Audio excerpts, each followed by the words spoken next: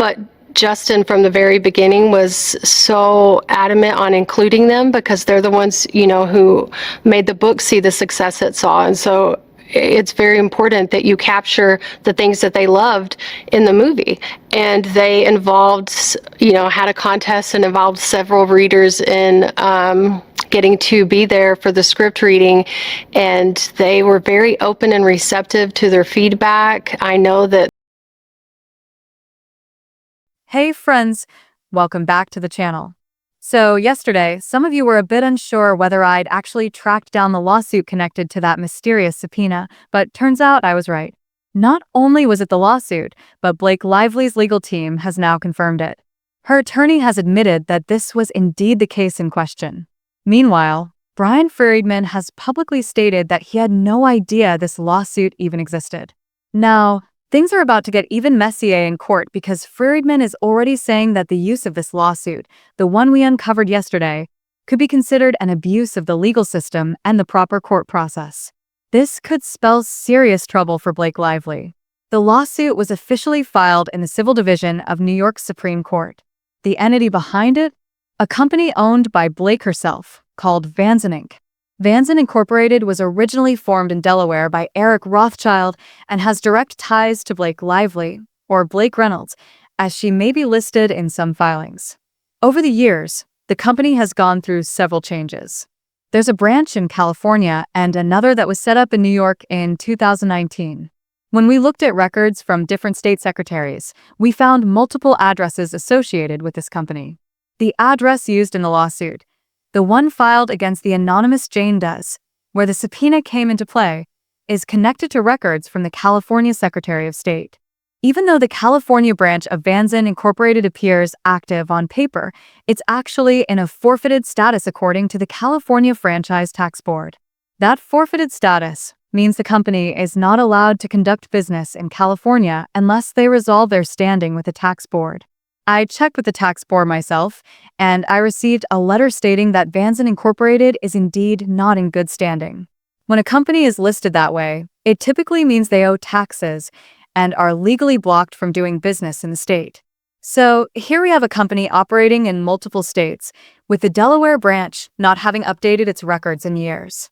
Honestly, Vanzen Incorporated looks a lot like a shell company, a business entity with no real function, just existing on paper. And here's the thing, this company has absolutely no connection to Wayfarer, Justin Baldoni, Jen Abel, or Stephanie Jones. So why use it? In my opinion, the only reason Blake filed the lawsuit through this company was to hide her own identity. Instead of putting her name on the paperwork, she used what seems to be a front, effectively keeping herself out of view. And when you use the legal system to mask your identity and file a lawsuit against unnamed individuals like John or Jane Does, it gives you a lot of room to operate in secret.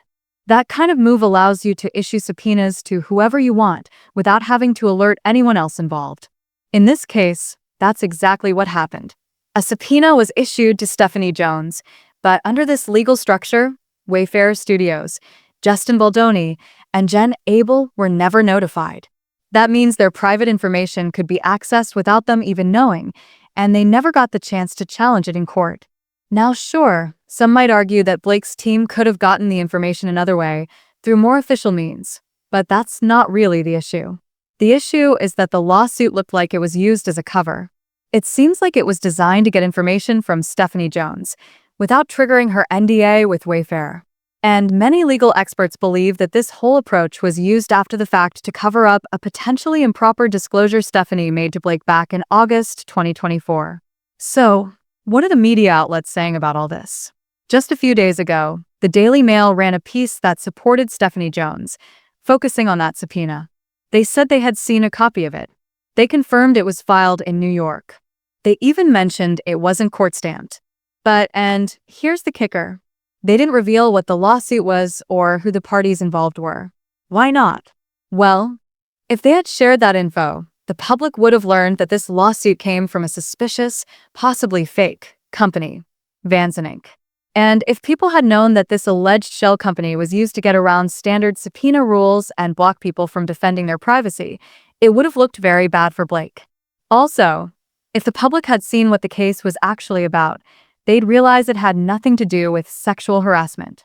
They'd also see that Stephanie Jones, who wasn't even a named party in the case, was subpoenaed just 4 days after the lawsuit was filed. The lawsuit claimed the plaintiff didn't know the identities of those involved, yet Stephanie somehow knew exactly who to subpoena. Yeah, that's suspicious. Now, these other outlets are trying to spin the story. They're using my discovery of the lawsuit and acting like they just uncovered it themselves. Let's be honest, they're only reporting this now because I exposed it first. So hey, Daily Mail, how about giving credit where it's due? Back to the story. The Daily Mail described Blake's legal strategy as super shady, saying it sparked the whole battle with Justin Baldoni before he even realized what was happening. They claimed she quietly filed the lawsuit months before things blew up between her and Her It Ends With Us co-star. Their article says they uncovered the whole story behind this obscure legal filing. But come on, the truth is, they only had that information because I dug it up and made it public. Now, Daily Mail is finally saying that legal experts believe the case was essentially a sham. One even called it super shady. But what really matters is what Bryan Freedman, Justin's lawyer, had to say. He believes this move was a deliberate attempt to get private records without having to notify anyone, a potential abuse of the legal process. He also says they plan to take every legal step necessary in response. Freedman wasn't aware of the lawsuit until the Daily Mail contacted him for a comment. Which is weird. If Daily Mail had a copy of the subpoena all along, why didn't they just tell him which lawsuit it was tied to? And yes, this is the same lawsuit I shared yesterday. It was filed by Blake's attorney, Samantha Katze, and just 4 days later, the subpoena went out. Review it. Stephanie Jones didn't challenge the subpoena and ended up handing over a substantial batch of private messages.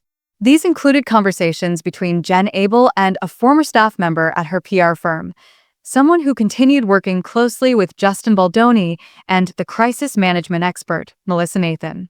These messages were retrieved from Jen Abel's company-issued phone. Apparently, after Jen told Stephanie she was leaving Jones Works in July, Stephanie went ahead and accessed the messages. The Daily Mail also noted something I told you yesterday, that attorney Samantha Katze dropped the lawsuit on December 19th. Then, literally the next day, she went on to file a complaint with the California Civil Rights Department, again just as I mentioned. Now, folks have been digging further. Over on a subreddit backing Justin Baldoni, people uncovered that the only known activity Van Zandt Incorporated was involved in was importing furniture to Blake Lively's countryside home. And the point of contact listed on those records? Molly Caro, a PR professional who's also credited as a producer on a music video directed by Blake Lively for none other than Taylor Swift. Legal experts are weighing in now, too. Ron Zambrano, who's been featured on Popcorn Planet, put it plainly. This was a bogus lawsuit created for a hidden motive, which could absolutely be sanctioned as a misuse of court resources. They deliberately orchestrated this in a sneaky, underhanded way. It's shady, super shady. Peter Gleason, another attorney with experience representing tons of Hollywood clients, added, "This looks like a ploy, a way to falsely legitimize gathering evidence for a completely different case. And if that's what happened, it's totally inappropriate." One really odd point that experts have flagged is that this lawsuit was filed against unknown defendants. Doe defendants and the plaintiff, Blake's side, supposedly didn't even know who they were suing. Keith from the Ask Two Lawyers channel said, "It's super rare to see a lawsuit that only names Doe defendants. That just doesn't make sense. It feels like a cover-up, honestly." Of course, Blake Lively's legal team has a different view. Attorney Ezra Hudson claimed, filing lawsuits against unknown parties, Doe defendants, is a totally normal and legally valid strategy for tracking down individuals behind illegal activity. This particular suit revealed, in black and white, the Wayfair team's written plan to try and destroy Blake Lively. Their outrage isn't about legal ethics. It's because they got caught doing something they thought was untraceable. Meanwhile, LA lawyer Lincoln Van Lowe said it's not uncommon to file a lawsuit naming unknown parties, especially if you're dealing with things like defamation or harassment from anonymous social media users. He explained that the only real reason Blake likely used Van Zandt Incorporated was to keep the matter out of the public eye. If they're trying to stay low profile, he said, This kind of legal strategy isn't unusual. It's a normal tactic to identify who's behind certain behavior you believe is harmful. Now, here's where I really want to make something clear, because this isn't how normal people access the legal system. Most people don't have the money, connections, or resources to file a lawsuit against people whose names they don't even know. You or I wouldn't go out and spend $30,000, $50,000, or in a case like this, maybe even millions, just to figure out who might have said something about us. This kind of legal move is something only the ultra-wealthy can pull off.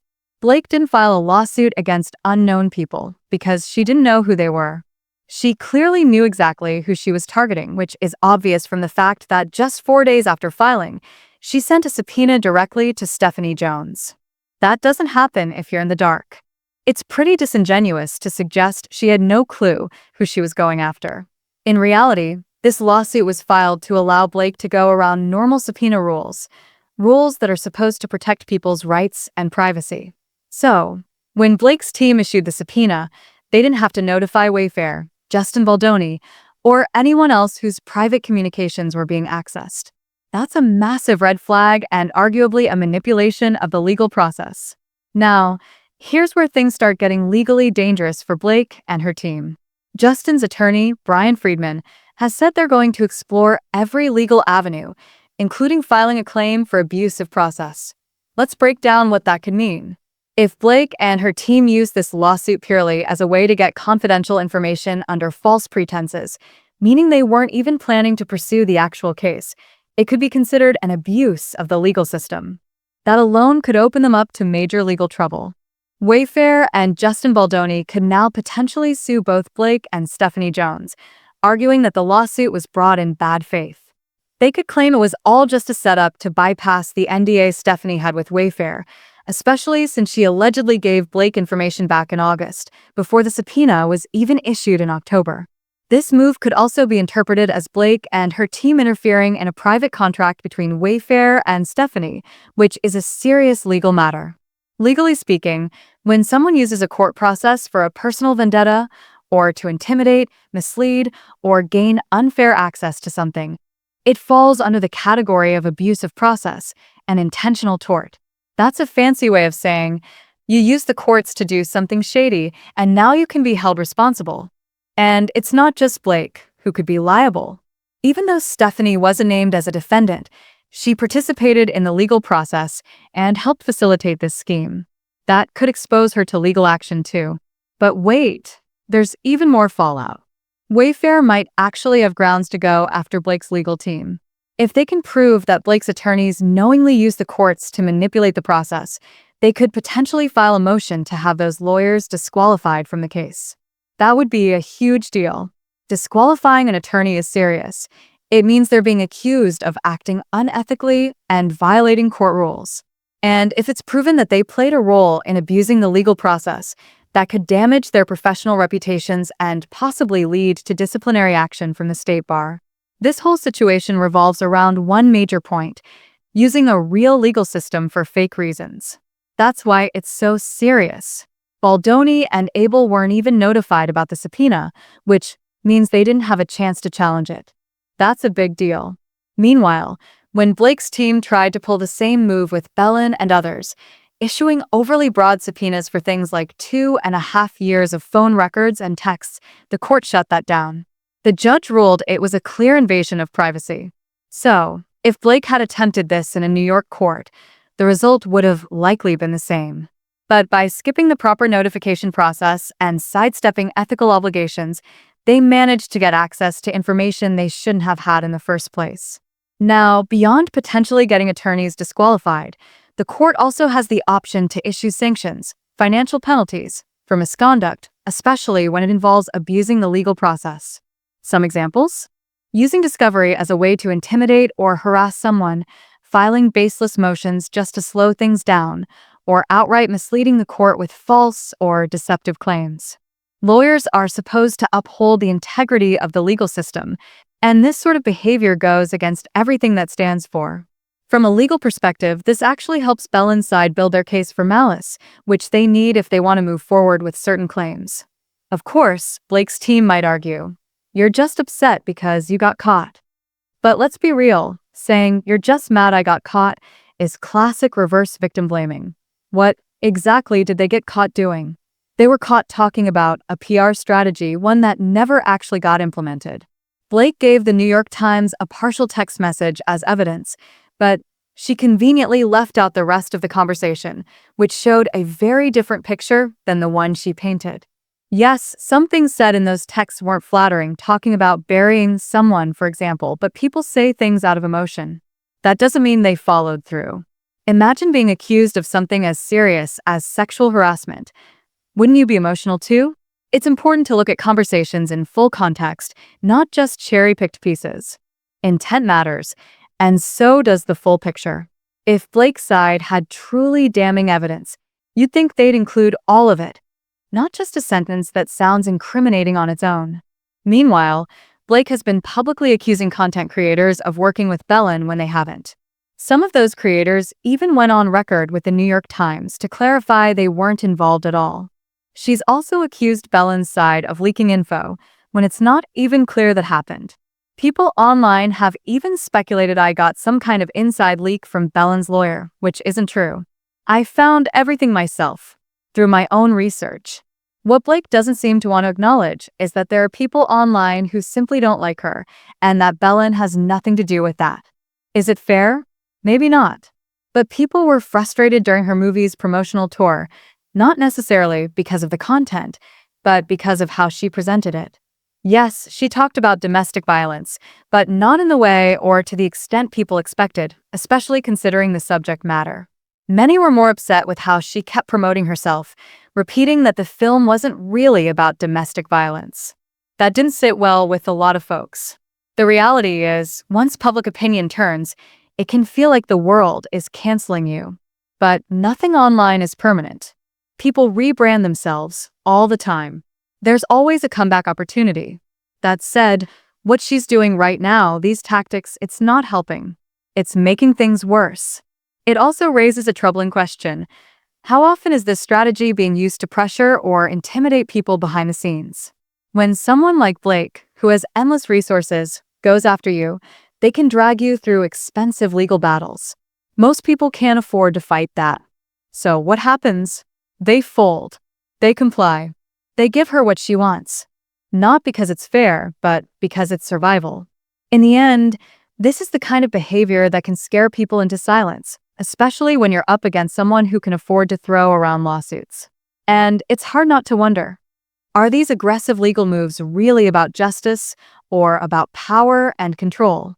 And now, on top of everything, major media outlets like the Daily Mail are trying to take credit for my work, while conveniently ignoring their own role in covering for Stephanie Jones.